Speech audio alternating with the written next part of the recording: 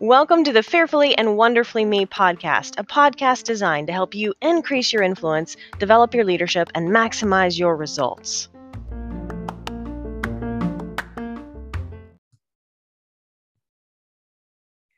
Hello, everyone. I wanted to drill down on today's podcast episode onto the topic of owning your headspace.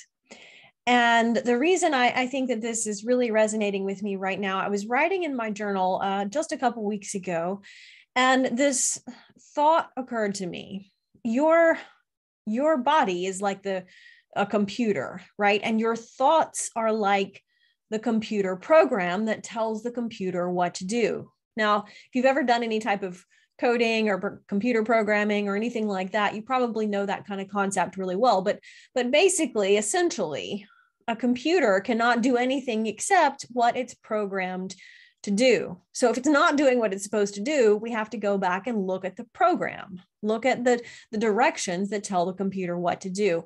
And I had that analogy just kind of come to my mind that our body is much like that computer, and the program for us as people are the thoughts that we're choosing for ourselves. Now, that may not sound like rocket science to you, but I realized at a very deep level that if I understand that concept, that means I absolutely own my headspace, right? The real estate between your ears is something that you own, and you absolutely control your thoughts. And the reason that's so critical and so important and so powerful is that when you realize that you're in control of your thoughts, that means that you're writing the program for your physical self. You're writing the program for your life by the thoughts that you choose to think. So the question really kind of comes down to, once I understand I'm writing the program for my life by the thoughts that I think in my head, because I own that headspace. Nobody else has any claim to that real estate. Now, you might give them a claim to that real estate. You might give them a lease to the headspace in your head, right? But you don't have to. And so why would you?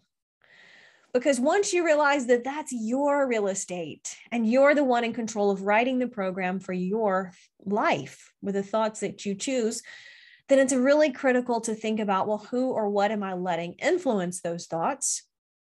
And then what thoughts am I choosing that are serving me, that are working well for me? And then what thoughts am I choosing that aren't serving me, that aren't working well for me? Now, like with anything, we won't get this right 100% of the time, but realizing that we're the programmer. You are the programmer of your life.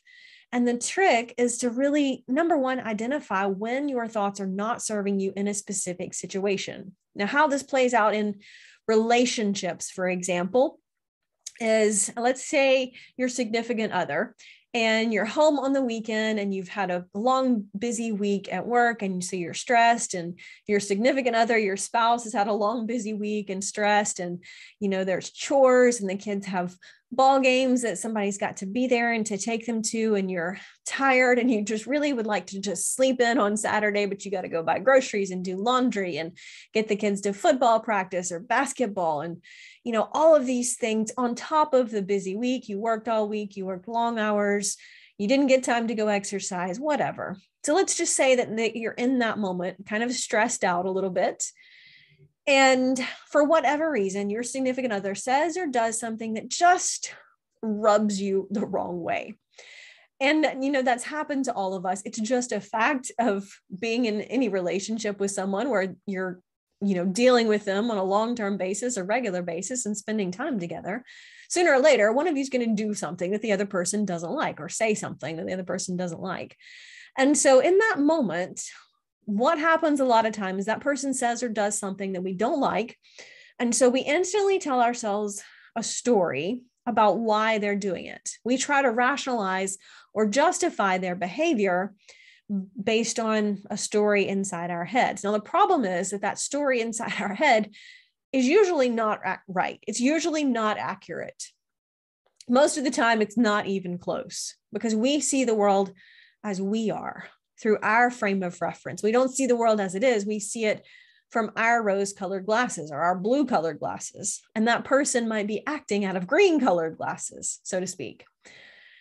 And the reason that that's powerful is because that means in that moment, when that story pops into our head and we try to justify or rationalize their behavior with the story, we're choosing to think about that situation in a specific way. And that can trigger more self-destructive behaviors. So somebody says or does something and you tell yourself a story about it and you snap and you get mad. And so you raise your voice, right? You're changing your behavior based on the story you're telling yourself. And that's not going to help you in that relationship. That is never going to help you build positive influence with your significant other. And it's interesting because we get this right more often at work in a professional environment than we do at home. It's almost like we are the worst version of ourselves with the people that we love the most. And that's sad in a way, but it's almost like we know that we have a little more energy invested into the relationship. And so we feel a little more free to just, not be as controlled or proactive with our responses. Now, we've probably all gotten that wrong at work as well, but it's almost like we have a shorter fuse at home with the people that we spend the most time with, that we love. Hopefully we're spending the most time with. So, that all ties back to, choosing the thoughts about a specific situation. Owning your headspace means you choose how you're thinking about that situation. And I've said it over and over and over again, how you think determines how you feel. When you start telling your story about a negative reason for someone else's behavior, you start feeling in a negative way towards them and you start acting differently. Whereas if you tell yourself a different story, give them a little grace or give them a positive motive, or, just change that thought in that moment and empathize, maybe that's even better. Then you start feeling and acting in a positive way. And that can help you move forward in the relationship without disrupting or destroying the relationship, right? That's even worse. So that's how that choosing our thoughts thing can play out in relationships. And last podcast episode, I did a little drill down into how to increase our influence with ourselves. And I gave the example of how I used to, years ago when I started realizing that I needed to exercise early in the morning because nothing else is happening at 5 o'clock in the morning, that I had to build my influence with myself, right? So relative to owning your headspace, if this is you and you're wanting to create an exercise habit, for example, I would challenge you to think about how you're thinking. Are you telling yourself, man, I don't want to get up at 5 o'clock in the morning. It's so early. It's dark. It's cold. It's raining. Are you choosing those thoughts? Because I guarantee you, if you choose those thoughts, then it's going to be a lot harder to get up the next morning, even if it is cold and raining. Or you could choose the thoughts of, wow, I'm going to knock this workout out first thing in the day. Nothing is going to get in between me and my health and my commitment to my physical well-being. I am the type of person that I keep my commitments to myself and so forth. If you choose those thoughts, it's going to be a whole lot easier to get up and make it happen. Now, this happened a couple of weeks. I really had this example after I wrote down in my journal about our body kind of being the computer and our thoughts of the program. And then just a couple of weeks ago, I got up for a training run, and I'm training I've got 2 spring marathons, but the big one on my radar for the spring is the Boston Marathon. And I did a podcast on that a couple of weeks ago about my journey to get there and to get accepted. And, I've looking forward to this marathon in April, and here it is, February, and I ran a fall marathon. So this means I ran a fall marathon and went right back into training. So I've had quite a few months at this point of getting up super, super early, going to the track a couple of days a week, long runs, watching all of the calories and eating the right things and, trying to, at least the majority of the time. And so this incident that happened just a couple of weeks ago The alarm clock goes off at 3:15, and 3:15 is early. Don't get me wrong. It is early. But in order to be at the track, to start running with, we've got a group of us who are kind of training and committed to being there together. That accountability certainly helps. But in order to be there and to start running that early, I've got to get up at 3:15 to just make sure I'm awake, and I've got time to maybe drink a cup of hot tea or something like that. So anyway, the alarm clock went off at 3:15. I get ready and I drive to the track to start my workout. And it was drizzling. It wasn't completely pouring, but it was drizzling pretty good, certainly, and cold. It was in the low 40s and cold, and rain in the summertime is not bad because that's nice, right? When it's hot and it's a little sprinkle, that's nice. But when it's cold and it's raining, then it's just a whole lot. You have to wear layers, you have to bundle up to stay warm so you don't get too cold.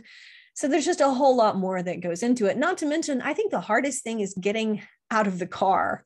When you drive up and you're like, oh man, it's raining, I got to get out and go run. And the workout that day was a 9-mile marathon pace workout. So this is a pretty tough workout. As we're getting closer and closer to the race, the workouts get a little more strenuous. And so that meant about an hour and a half of running in the cold rain. But it was interesting because, I'd really been dedicated to this training. And I think having reached this goal in my training, it's almost easier to tackle the training this time around because I feel like, wow, this is almost a, icing on the cake moment. And so it's been a whole lot easier to own my headspace relative to this training this time around because I feel like I've achieved a big goal and I'm working toward another goal. So I really, it was raining, it was cold. I'm like, just get up and get a rain jacket and go on anyway. And so I was in a good place relative to owning my own headspace.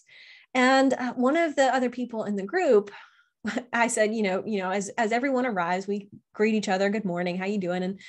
And the other person was like, and it was kind of a tongue-in-cheek joke, but really the comment was, I'm questioning my life choices right about now. And I had to laugh because sure, anytime it's like 4:30 in the morning and it's raining and it's cold, and no doubt it would be a question of your life choices in that moment. Is this the best choice?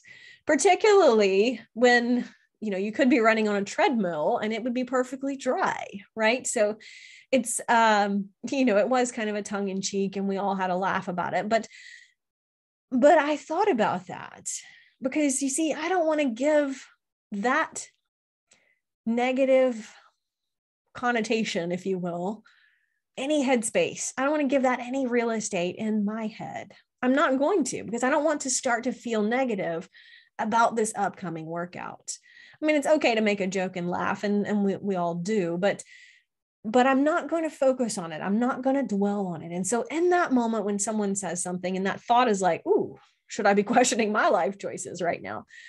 I'm like, you know what? No, I've already made this commitment and I've already decided this is my course of action. I'm not going to, even jokingly in this instance, give it any space about questioning life choices. Now, it wasn't meant in a negative manner, and it was meant as a joke, and we did laugh. But my point here is, in that instant, we have a choice about how to receive the influences around us. Do we dwell on that? Do we focus on that? Or do we reject that and push that away? One of my favorite quotes from Les Brown is, don't let someone else's opinion of you become your reality. And I love that, right? Don't let someone else's opinion of you become your reality. What he's really saying there is you own that headspace, regardless of what other people think, regardless of their opinion of you, of your ability, of what they think about what you should do. Don't let their opinion become your reality, because you're the only one who controls that reality. You're the programmer.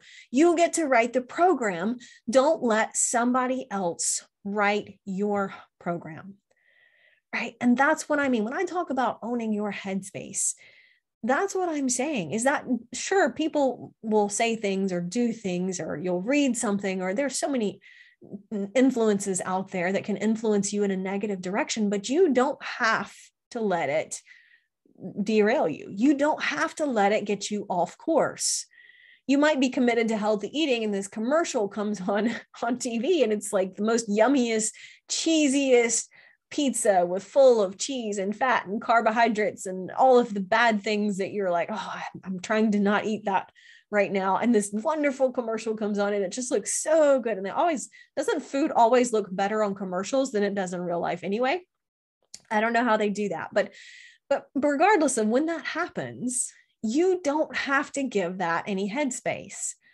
You can just turn that away, choose the thought in the moment of, no, I'm committed to a healthier eating session or a healthy eating in the season of my life because I value my health. I want to increase my health perspective for myself. I want to decrease my blood pressure, decrease, whatever it is.